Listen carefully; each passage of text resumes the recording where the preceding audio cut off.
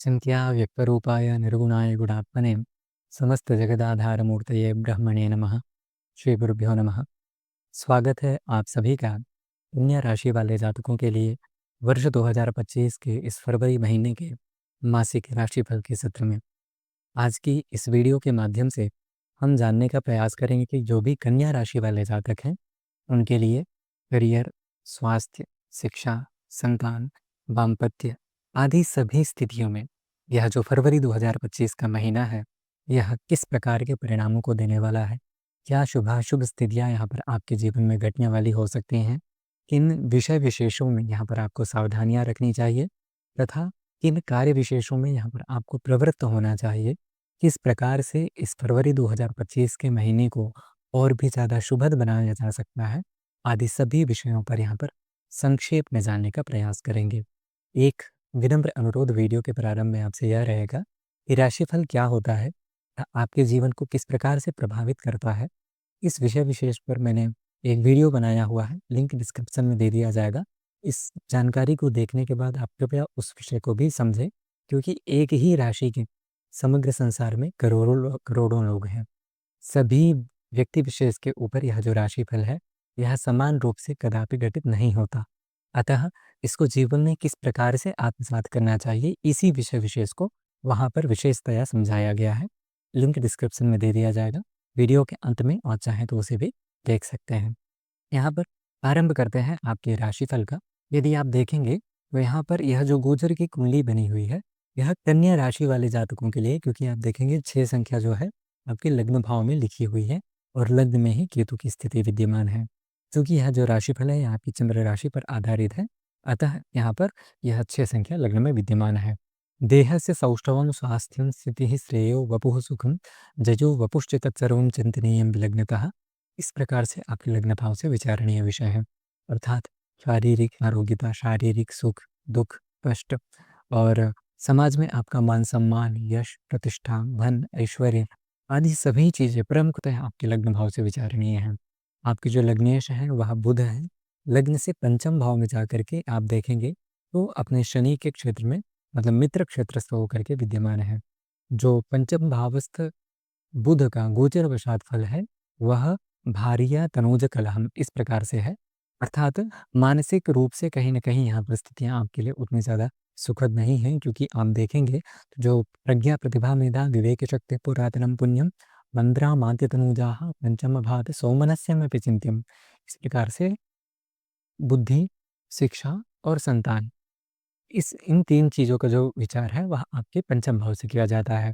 यहाँ पर पंचम भाव में सूर्य, एक क्रूर ग्रह विद्यमान है। चित्तक्षोभम सुतस्थो वितरति बहुशो रोग मोहादिदाता। इस प्रकार से जो है पंचम भावस्थ सूर्य का फल है, अर्थात मानसिक अशांति को देने वाला।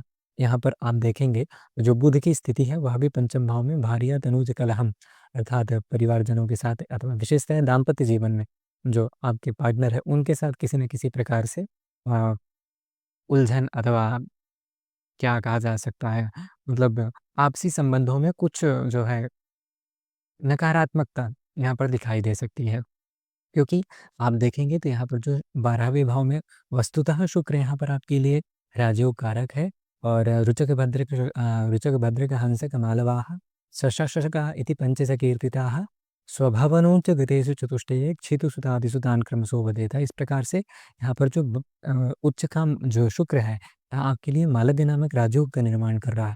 अतः करियर के दृष्टिकोण से तो आपके लिए बहुत ज़्यादा बेहतर स्थिति है यहाँ पर आपके लिए। और दूसरी बात ये भी है कि व्यवसाय में यदि आप हैं, तो उस क्षेत्र में भी आपके लिए बढ़िया है। किंतु यहाँ पर यह जो शुक्र है, यह आपके दाम्पत्य जीवन को प्रभावित करने वाला है, क्योंकि गोचरवशात भी यदि आप शुक्र को देखेंगे तो शुक्रः खास्त रिपून् विहाय शुभदः। मतलब जो शुक्र है, खा मतलब 10वें, अस्त मतलब 7वें और रिपु मतलब 6वें, इन तीनों भावों को छोड़ करके सभी भावों में शुभ फलों को देने वाला होता है। तो 7वें में तो यहाँ पर आपके शुक्र विद्यमान ही हैं, अतः गोचरवशात यहाँ पर शुक्र का परिणाम जो है उतना ज़्यादा अच्छा नहीं है। और यहाँ पर जो सप्तम भावस्थ सूर्य का शुक्र का फल भी है, वह भी भार्या के साथ, मतलब दाम्पत्य जीवन में उतना ज़्यादा, दाम्पत्य जीवन के दृष्टिकोण से उतना ज़्यादा शुभद नहीं माना जाता। अतः इस प्रकार से भार्या मतलब बुध की स्थिति हो गई, सूर्य की पंचम भाव की स्थिति हो गई, लग्न में आपका केतु हो गया, तो इस प्रकार से दाम्पत्य जीवन कहीं न कहीं प्रभावित हो रहा है। इसके लिए आपको विशेषतया भगवती देवी की आराधना करना चाहिए और यदि संभव हो, क्योंकि लग्न में केतु की स्थिति है और सूर्य भी है पंचम भाव में, अतः प्रतिदिन सूर्य को जल चढ़ावें और प्रतिदिन 3 बार हनुमान चालीसा का पाठ भी करें। यदि इतना आप करते हैं तो मानसिक रूप से शांति मिलेगी और दाम्पत्य जीवन में किसी भी प्रकार से कोई भी परेशानी यहाँ पर आपको नहीं दिखाई देगी। पुनः यदि करियर के दृष्टिकोण से आगे बढ़ा जाए, तो हम देखेंगे कि जो मंगल है, वह आपके कार्य क्षेत्र में, करियर से संबंधित भाव में शत्रुक क्षेत्रस्थ होकर के बैठा है। वस्तुतः देखा जाए तो यहाँ पर जो मंगल है वह दिग्बली होकर के विद्यमान है। तो दिग्बली जब मंगल होता है तो अच्छे परिणामों को ही देता है, किंतु शत्रु क्षेत्रस्थ है और गोचर वशात स्थान वशात भी देखेंगे तो वक्रार्कजौ शत्रुघ्न, मतलब जो मंगल है वह 3, 6 और 11वें भाव में ही शुभ फलों को देता है। अतः यहाँ पर यह जो मंगल की स्थिति है, 10वें भाव का यदि आप मंगल का फल भी देखेंगे तो दुश्चेष्टा कर्म विघ्नः श्रमः के, इस प्रकार से, मतलब अ, किसी भी प्रकार से आपकी मानसिक स्थिति इस प्रकार से हो सकती है, आपको इस प्रकार से आंतरिक प्रेरणा आ सकती है कि कहीं गलत कार्यों में संलग्नता। अतः करियर में विशेषतया सावधानी रखना है, क्रोध नहीं दिखाना है, आवेश में आकर के कोई निर्णय नहीं लेना है और गलत कार्यों में प्रवृत्त नहीं होना है। कुछ भी हो जाए, किसी भी प्रकार से आपकी मानसिक स्थिति उन कार्यों के प्रति कितनी भी सकारात्मक रूप में क्यों न जाए, किंतु गलत कार्यों से बचना है, नहीं तो यहाँ पर स्थिति आपके लिए हानिप्रद हो सकती है। तो यदि इतना सावधानी आपने रखा, तो निश्चित तौर पर यह जो अ, स्थिति है करियर के दृष्टिकोण से, वह भी आपके लिए बेहतर रहेगी और चूँकि मैंने हनुमान चालीसा का 3 बार प्रतिदिन पाठ करने के लिए कहा ही है, तो यह जो है आपको और ज़्यादा हेल्प करेगी करियर के दृष्टिकोण से। पुनः आय अथवा आर्थिक स्थिति की बात की जाए, तो यदि आप यहाँ पर देखेंगे, आयेश जो है आपके चंद्रमा है, महीने के प्रारंभ में षष्ठ भाव में स्थित है और दूसरी बात ये है कि जो बुधादित्य नामक राजयोग है वह आपके पंचम भाव में है। तो जो छात्र वर्ग है उसके लिए तो यह गोचर अत्यंत शुभ परिणामों को देने वाला है। किंतु यदि जो लोग ऑलरेडी जॉब में हैं अथवा मतलब कहीं न कहीं उद्योग में हैं, उन उस स्थिति विशेष में यहाँ पर आपको मानसिक चिंताएँ थोड़ी सता सकती हैं। समाज से थोड़ा अलगाव हो सकता है क्योंकि यहाँ पर लग्न में केतु की स्थिति है। आप अकेला रहने में ही खुद को जो है ज़्यादा संतुष्ट अनुभव करेंगे। ऐसी स्थिति यहाँ पर आपको दिखाई दे सकती है। हनुमान जी की पूजा आराधना और सूर्य को प्रतिदिन जल चढ़ाना, भगवती देवी की पूजा आराधना इस महीने फरवरी 2025 के आपको और भी ज़्यादा शुभद बनाएँगी। पुनः यह जो राशिफल मैंने आपको बतलाया, मैं व्यक्तिगत तौर पर यह बात आपसे करना चाह रहा था कि जो राशिफल मैंने बतलाया, मैंने स्वयं भी अनुभव किया कि कुछ स्थितियाँ हैं जो आपके लिए उतनी ज़्यादा बेहतर नहीं हैं। किंतु यहाँ पर मेरा उद्देश्य आपको सभी चीज़ें एकदम लालच के रूप में देना व बहुत अच्छी-अच्छी बातों को ही बतलाना नहीं है।